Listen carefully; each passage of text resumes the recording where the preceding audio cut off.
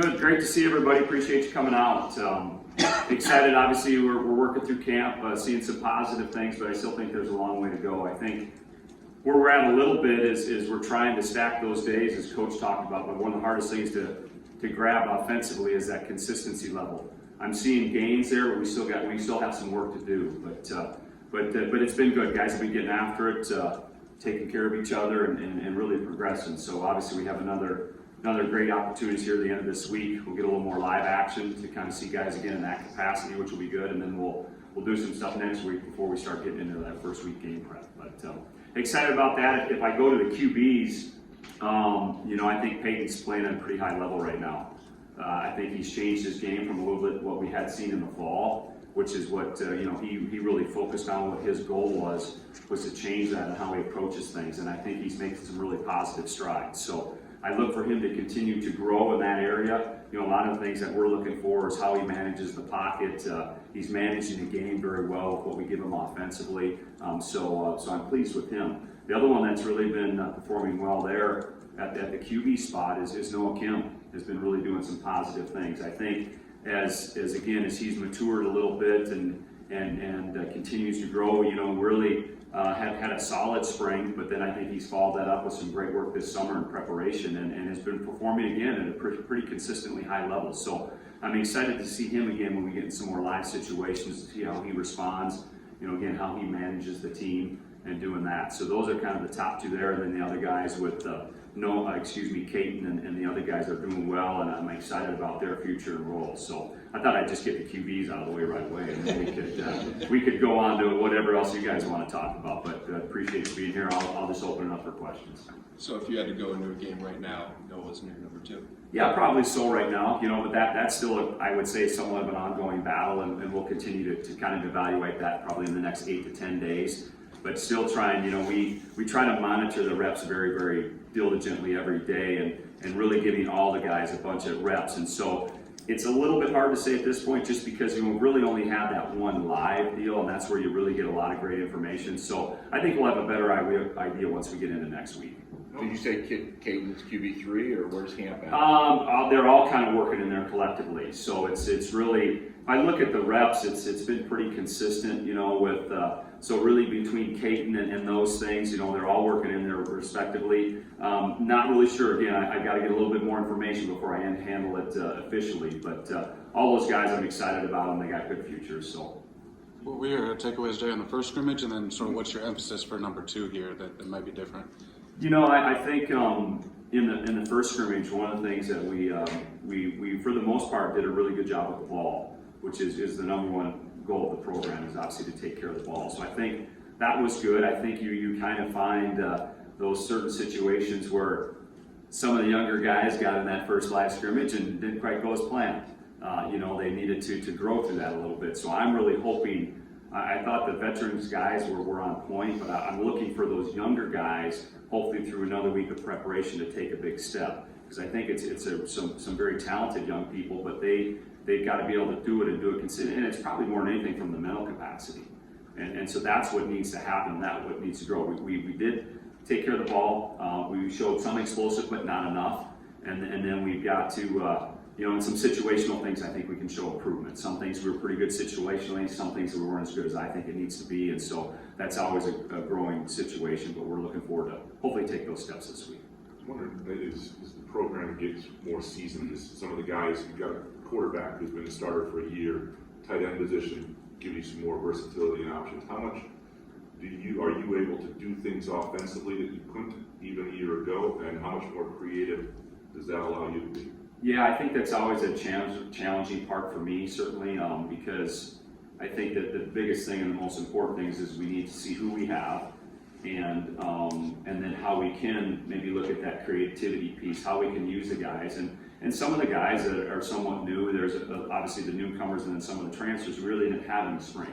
So now that we've been through, I don't know what even today is, or what number of practice it is, I'm getting to get a little better feel of that, of what they can and cannot do. And absolutely, I think there is some changes, and there's different people in different places, and it's our goal as a staff to obviously put those guys in the right spot and have that creativity piece to maybe do a little bit more. Because I think the base is very solid. I think the base is there, but now we need to begin to expand for what's good for this team, for the 22 team. Like if they're big, at a certain point, I'm guessing last year you realize, okay, Kenneth Walker is somebody I can use a lot of different Yeah, places. that was probably pretty fair. And have there been guys, anybody, tight end, running back, extra receiver, anything that makes you think, okay, this allows me to think of this in this package? Yeah, I think so. I think, obviously the receiver core is very solid. I actually like really even some of the newcomers, the young receivers have shown some very positive things. They still got to grow. They still got a ways to go, but they're on the right track. Another position that has kind of changed just because of a little bit of where we were at in the spring is, as you mentioned, the tight end spot. We didn't have Tyler Hunt during spring ball. He's been, phenomenal for us. I really, where he's come and where he is playing at a very, very high level right now. We didn't have him at all in the spring because of kind of being banged up from last season. So I think you add him, you add, Malik, DJ Barker transfer, which we didn't have in the spring. So beginning to see those, I feel good about that spot. And then the running back is certainly different, obviously with Ken gone, but it's been solid. I think Jalen Berger continues to progress for me in a positive light. Jared Broussard is getting back in the groove a little bit. I think there's some positive things happening there. And then the other guys, Jordan Simmons and those, are doing some nice things. So I am getting a better feel for it. I think I have a good feel on some, but some are certainly presenting themselves. Jay, I know you guys always want to be balanced. I'm not saying you're going to throw it 60, 70 times a game, but when you look at your personnel, does it seem like maybe the experience and whatnot skews to the passing game where that element can maybe be the dominant hand, whereas Ken in the running game sort of was last year? Again, not throwing balance out, but just sort of reversing those. Does that make sense at all? Yeah, no, I think it does a little bit. Obviously, I think the first piece of that starts at the quarterback spot. You have Peyton now that's, a year older. And his maturity, I think that's a piece that he has to improve upon, is that ability to do that. And I've seen that gain and needs to continue. So I think there's some fairness there. My standpoint on being balanced, I want to be balanced, and we actually were balanced last year. I didn't really try to be, but obviously it helped when you had Ken and those types of things. But at the end of the day, again, it comes back to me, what do we need to do to be successful to win the game? And each game kind of takes a dimension of itself, so to speak. And so I really feel that, I feel we have to improve in throwing the football, right? Not just because Ken's not here. I think that's just what we have to do to be a better offensive team. And I think we're taking strides in that, but I'm never going away from the physicality in the run piece. So again, to me, it's a little bit of a week to week. It's a little bit of the opponent. It's a little bit where our offense at, but we're definitely trying to look at that and see if that can be viable for us. Where are you looking right now with the depth guys on the offensive line, particularly like the guys at tackle? How do you feel like some of those younger guys are coming along? I guess before the season, everyone said needed to step up. Yeah, I think it's been good. We were pretty maligned there in the spring, so some of those guys got an awful lot of reps, and so I think the likes of Brandon Baldwin, Ethan Boyd are starting to show some signs. Still, again, in my opinion, have to grow, but that's part of the process that we're going through. So I feel strongly about them. And then, again, I think some of the other guys, even the interior guys, the addition of Brian Green's been good for us. He's kind of been all over the place. One guy that I kind of is really done a nice job is Dallas Fincher. We play him at center, guard, tackle. He's able to do it. He handles it from a mental capacity and is doing some positive things. So I think collectively as a group we're making strides there, and some of those young guys are going to have to step up and play. How has Ephraim been doing, I guess, from the spring to now, and just, I guess, everything that he has been taking on with becoming the running backs coach? Yeah, Ephraim's doing a great job. I had a chance to coach Ephraim in college, and so I knew what he was made of, and just really hardworking, very detailed, and that's a room that I wanted him to be in because I knew he's been there. He knows what that room's all about, and I knew he could handle it. And I think right now he's developed a really good relationship with those guys. Again, I think it's a good setup for us, in that position to have him there. So I'm very pleased. I think he's doing good. I think he continues to grow, and I think it's a good situation for us. It seems like a guy like Cam Coleman is pretty confident in where he's headed. I'm wondering if for a guy who's got ability but is young and a little unproven in that sense, the fact that it's not, you've got a couple receivers who are more seasoned, who he doesn't have to be a consistent force. How important is that for him and for you in terms of expectations for him and how you use him? Yeah, I think it's very important. I mean, at the end of the day, Keon's still young, as you mentioned. So, but when you have, Trey Mosley and Jay Reed and those types of things, he can look to them and use them to develop and grow. But he is, obviously he did a great job with basketball in the winter and spring and then back to us. And he's really grown a lot from where he was in a year, just as a total receiver, from his physicality to his route running ability. And so I think with the other guys, he can hopefully continue to grow, but then also take a bunch of steps that we need him to take. He's at a high level of Peyton Thorne. I'm wondering what that means to you, like what you see from him in that relationship, communication, everything he's doing. I think first of all, his knowledge of the game has always been very strong. Obviously, coming from the background with his dad being a coach and all that, he's been very good. But he can probably block pretty much any play we have. He can tell you all the O-line calls, how to block everything from the pass pro, what every route is. And what I see him is, what I need him to do is kind of become that coach on the field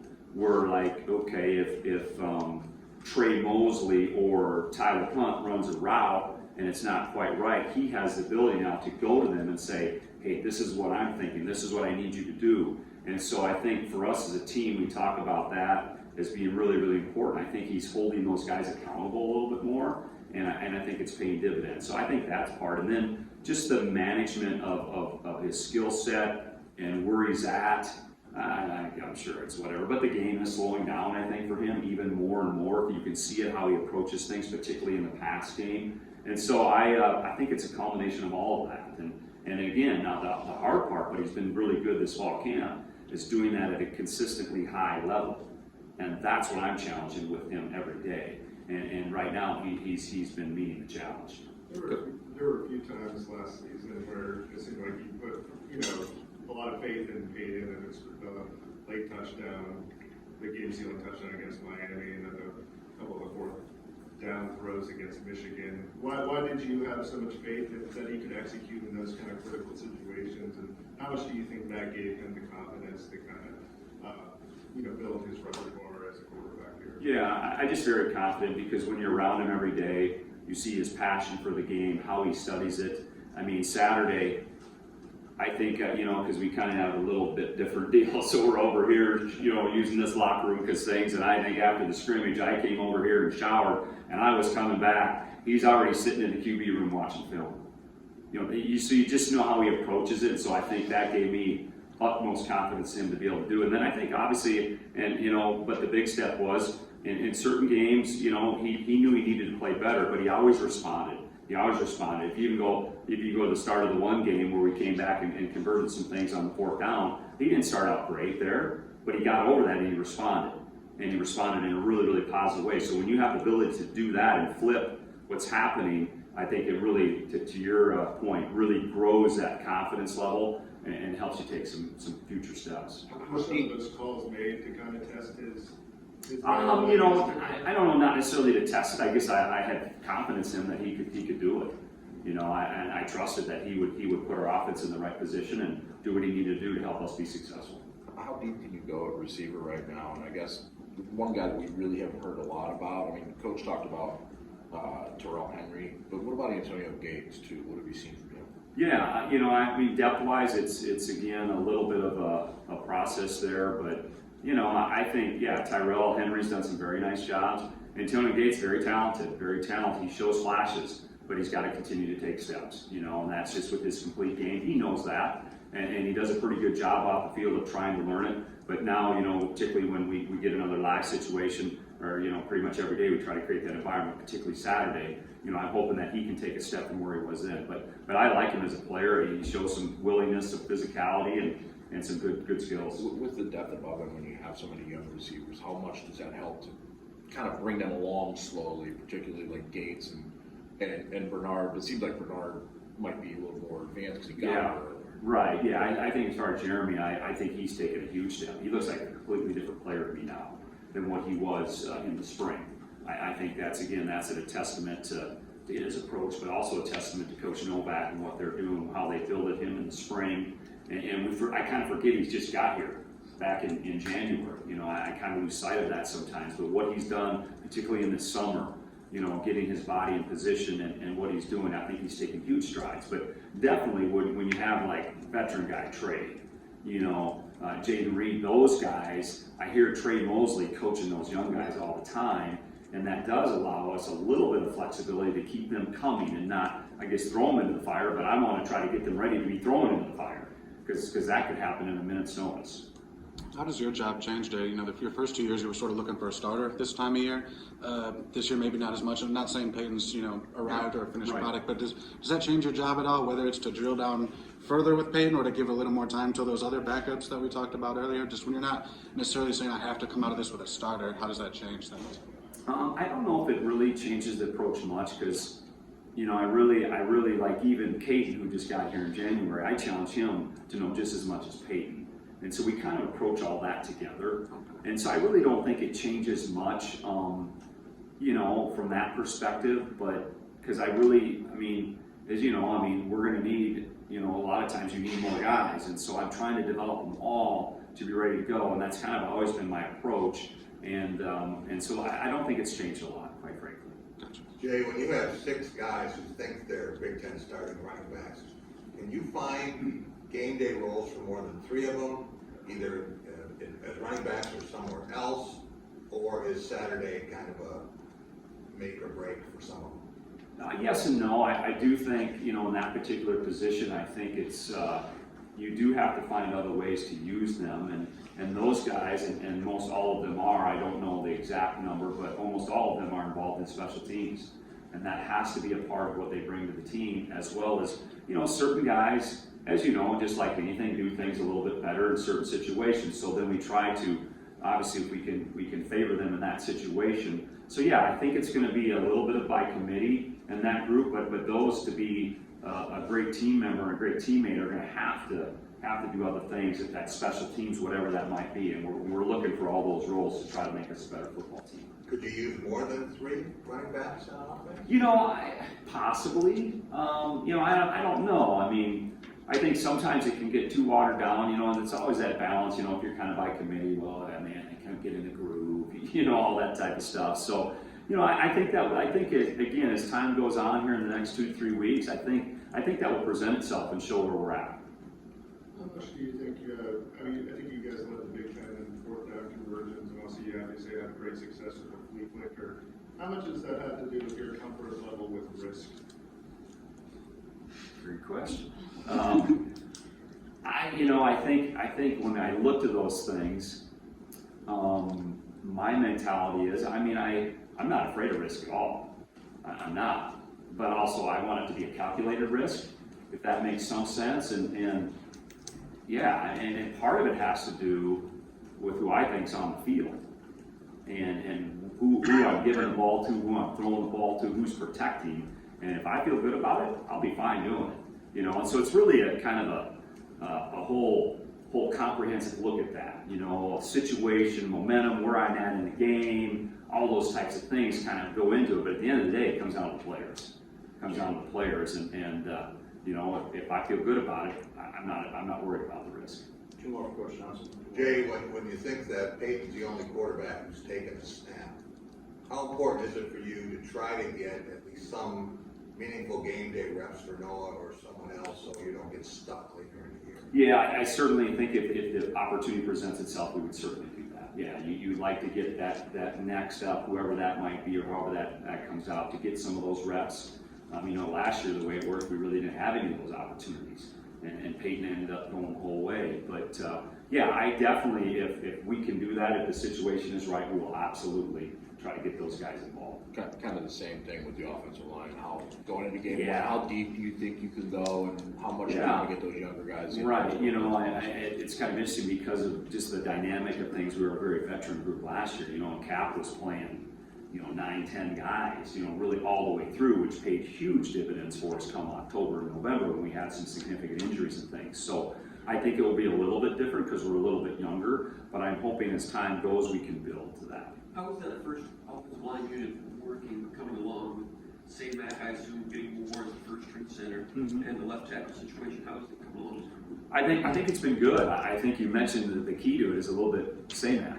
He's done well. I think he's playing at really a good level. And the other one that I've been very pleased with, because you never quite know, is Matt Carrick has really been performing well, after his situation there at the end of the fall season. So I think those two are kind of the lead ones, and then the tackles with Jarrett and the guys coming along, Spencer and all that, I feel good about it. I think they're beginning to gel, and Nick has kind of taken charge of that unit, and because you kind of have to a little bit the center, you're kind of the vocal point of it. With those other veteran guys helps, and they're gelling well.